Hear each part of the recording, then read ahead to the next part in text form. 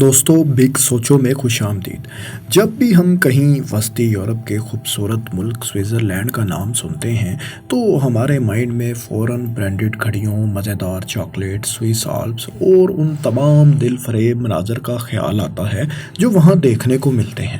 اور ہم پاکستانیوں کے ذہن میں تو ایک اضافی خیال سوئس بینکس کا بھی آتا ہے۔ لیکن دوستو، کیا آپ جانتے ہیں کہ یہ ملک 20ویں صدی میں ہونے والی دو عظیم جنگوں میں مکمل غیر جانبدار رہا، جبکہ شاید ہی کوئی اور ملک غیر جانبدار رہا ہو۔ اتنا نیوٹرل اور پرامن ملک، لیکن اس کے ہر تیسرے شہری کے پاس اسلحہ بھی ہے۔ اس کی آخر کیا وجہ ہے؟ کیا یہاں کے عام شہری بھی پارلیمان کے بنائے ہوئے قانون کو اور یہاں تک کہ آئین کو بھی چیلنج کر سکتے ہیں؟ سوئس لوگ آخر اپنے ہی بچوں کا نام اپنی مرضی سے کیوں نہیں رکھ سکتے؟ دوستو، ان سب دلچسپ سوالوں کے جواب اور چند مزید حقائق جو شاید آپ نہ جانتے ہوں ہماری اس ویڈیو کا موضوع ہے۔ چلیے سب جانتے ہیں۔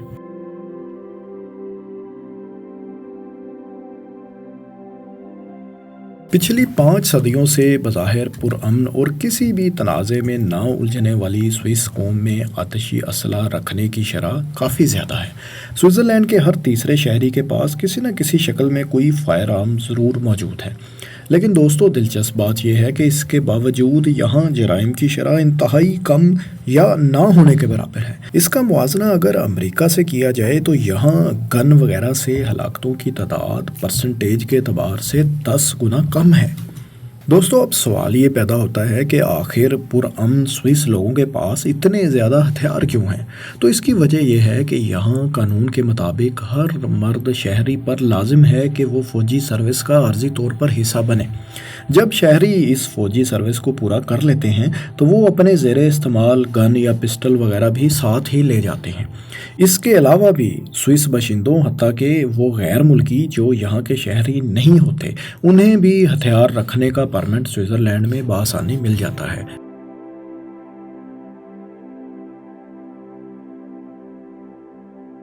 آپ کو یہ جان کر حیرت ہوگی کہ سوئس قوانین کے مطابق سوئس شہری اپنے پیدا ہونے والے بچے کا نام اپنی مرضی سے بالکل بھی نہیں رکھ سکتے، بلکہ ان کو یہ نام رکھنے کے لیے متعلقہ حکام سے اپروول لینا ہوتا ہے۔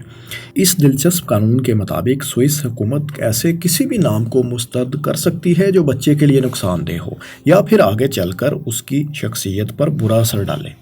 ہر پہلو سے جانچنے کے بعد ہی حکام کسی نام کو اپروو کرتے ہیں۔ اس قانون کے اطلاق کا ایک دلچسپ واقعہ اس وقت پیش آیا جب سوئس موسیقار کرسٹائن لوٹربرگ کو اپنی بیٹی کا نام 3 بار تبدیل کرنا پڑا۔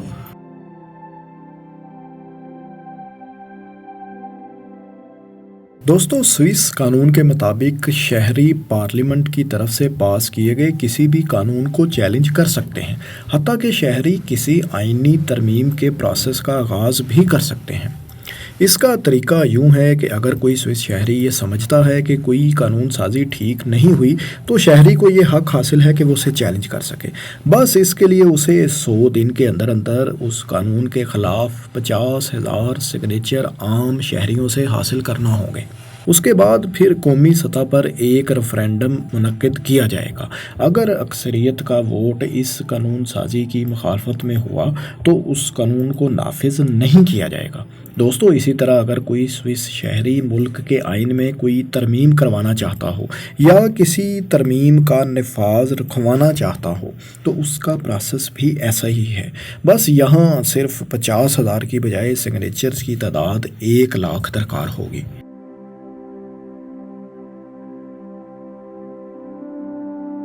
سوئٹزرلینڈ کے حکومتی معاملات کوئی ایک شخص نہیں چلاتا، بلکہ یہ کام 7 ممبرز پر مشتمل ایک ایگزیکٹو کونسل کے ذمہ ہے، اور یہی کونسل فیڈرل ایڈمنسٹریشن کی ذمہ دار ہوتی ہے، جس میں ہر شخص متعلقہ ڈپارٹمنٹ کا ہیڈ ہوتا ہے۔ ہاں، بہرحال ان 7 میں سے ایک ممبر کو 1 سال کے لیے سوئس کنفیڈریشن کا صدر چنا جاتا ہے، لیکن یاد رہے کہ اسے ہیڈ آف اسٹیٹ نہیں کہا جا سکتا، بلکہ یہ پوری council he had of state کا درجہ رکھتی ہے۔ ہاں، بہرحال یہ ضرور کہا جا سکتا ہے کہ پریزیڈنٹ فرسٹ امنگ ایکولز، یعنی برابر کے لوگوں میں پہلے نمبر پر ضرور ہوتا ہے، لیکن اس کے پاس کوئی اضافی خاص اختیارات نہیں ہوتے۔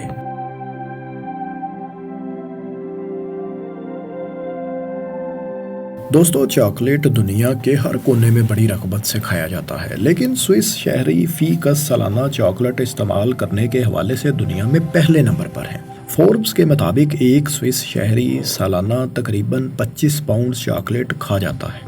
اس لسٹ میں دوسرا نمبر امریکہ کا ہے، جہاں ہر شہری سالانہ 20 پاؤنڈ چاکلیٹ کنزیوم کرتا ہے۔ 1875 میں دنیا کی پہلی ملک چاکلیٹ بھی ایک سوئس شہری ڈینیل پیٹر نے ایک جرمن سوئس شہری ہنری نیسلے، جو نیسلے کمپنی کے بانی تھے، کے ساتھ مل کر ہی تیار کی تھی۔ مشہور امریکی چاکلیٹ کمپنی ہرشے کے آنر ملٹن ہرشے کے بااجداد بھی سوئس ہی تھے۔ سوئس لوگ نہ صرف خود چاکلیٹ شوق سے کھاتے ہیں بلکہ دنیا کے دوسرے ممالک کو ایکسپورٹ بھی کرتے ہیں اور سالانہ تقریباً $1 ارب کی چاکلیٹ ایکسپورٹ کر جاتے ہیں۔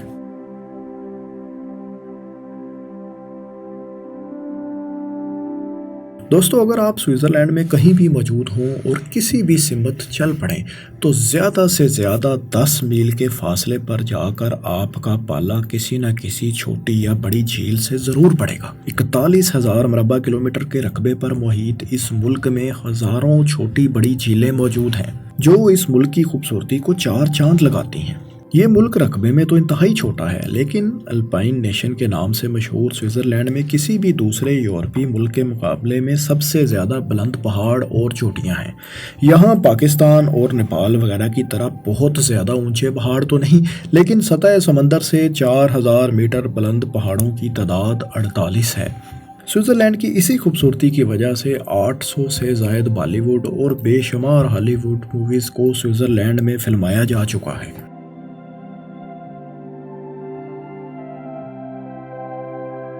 دوستو سوئس قانون کے مطابق اگر کوئی شخص اپنی زندگی کا خاتمہ چاہ رہا ہو تو وہ کسی فزیشین یا ڈاکٹر سے مدد لے سکتا ہے۔ ڈاکٹر اسے کوئی میڈیسن تجویز کر دے گا جسے استعمال کر کے وہ اپنی زندگی کا خاتمہ کر سکے گا۔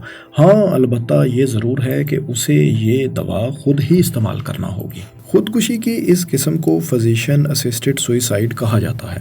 اس مقصد کے لیے سوئٹزرلینڈ کا رخ کرنے والے لوگوں کو سوئسائیڈ ٹورسٹ بھی کہا جاتا ہے۔ Germany, Luxembourg, Italy, New Zealand, Canada اور امریکہ کی کچھ ریاستوں میں بھی ایسی حرکت کرنا قانونی قرار دیا جا چکا ہے۔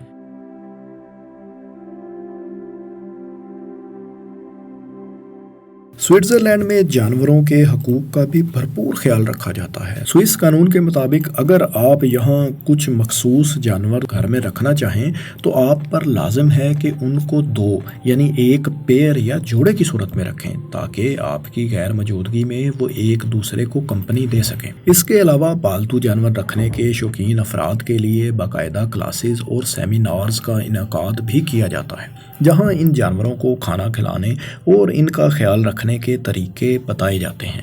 لیکن یہ بھی یاد رہے کہ سوئٹزرلینڈ میں کتا رکھنے کے لیے حکومت کو ٹیکس بھی ادا کرنا پڑتا ہے اور اس کی رجسٹریشن بھی کروانا ہوتی ہے۔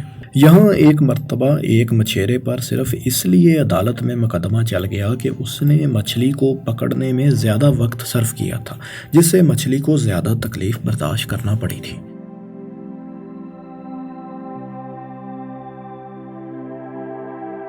دوستو سوئٹزرلینڈ کی پرامن اور غیر جانبدار رہنے کی پالیسی پر ابتدائی پیش رفت 16ویں صدی میں ہوئی، جب 1515 عیسوی میں سوئس کنفیڈریشن کو بیٹل آف میریگنانو میں فرانس کے ہاتھوں شکست کا سامنا کرنا پڑا۔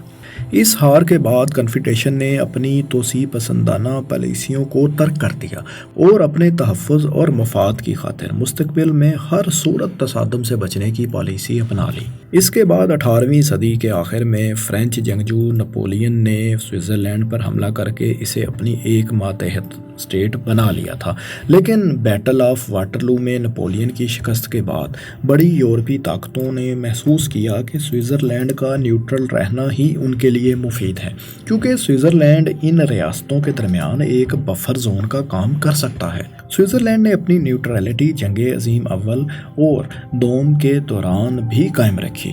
ہاں، البتہ کسی بھی جنگی صورتحال سے نمٹنے کے لیے سوئٹزرلینڈ نے تیاری ضرور کر رکھی ہے۔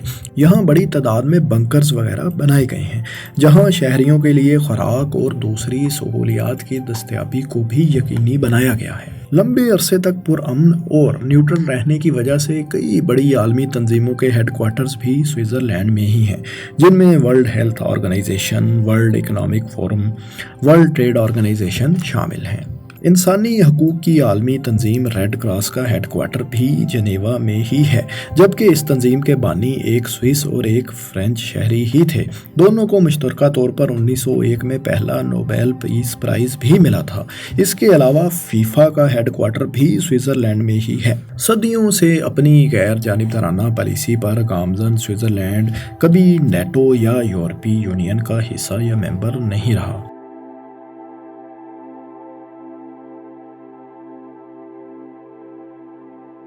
दोस्तों, स्विट्ज़रलैंड एक महंगा मुल्क है, लेकिन यहाँ इस महंगाई के बदले वैल्यू ज़रूर मिलती है। यहाँ वर्कर्स को अच्छा मुआवजा अदा किया जाता है। बिलखसूस टीचिंग यहाँ दूसरे ममालिक के मुकाबले में हाईली पेड जॉब है। कुछ शोबों के स्विस टीचर्स तो सालाना 1 लाख अमेरिकी डॉलर्स तक भी कमा लेते हैं। बेरोज़गारी की शरह यहाँ 5% से भी कम है। स्विट्ज़रलैंड खुश तरीन ममालिक की लिस्ट में फ़िनलैंड और डेनमार्क के बाद तीसरे नंबर पर है, जबकि एवरेज लाइफ एक्सपेक्टेंसी यानी औसत उम्र में स्विस शहरियों का नंबर दुनिया भर में चौथा है। इसकी कुल आबादी 90 लाख अफराद पर मुश्तमिल है। अगर आप स्विस शहरियत हासिल करने के ख्वाहिशमंद हैं तो आपको यहाँ 10 साल गुजारने के साथ साथ इसकी 4 कौमी ज़बानों में से कोई एक ज़बान भी सीखना होगी, और इन चारों में इंग्लिश ज़बान शामिल नहीं। तो इस लिहाज से हम कह सकते हैं कि स्विस शहरियत हासिल करना काफ़ी मुश्किल काम है।